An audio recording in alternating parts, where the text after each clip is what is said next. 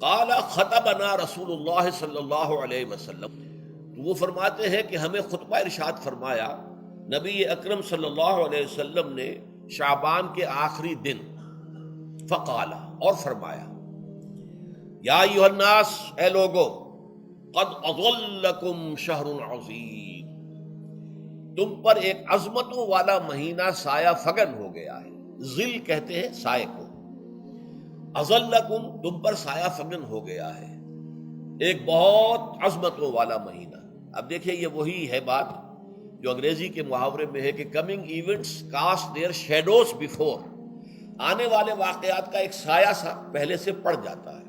تو ابھی مہینہ شروع نہیں ہوا رمضان مبارک کا، لیکن وہ آیا چاہتا ہے، تو گویا کہ اس کا ایک سایہ پہلے آ گیا ہے، جس کو حضور فرما رہے ہیں کہ تم پر سایہ کر لیا ہے ایک ایسے مہینے میں کہ جو بہت عظمتوں والا ہے۔ شہر مبارک، وہ مہینہ بہت برکتوں والا ہے۔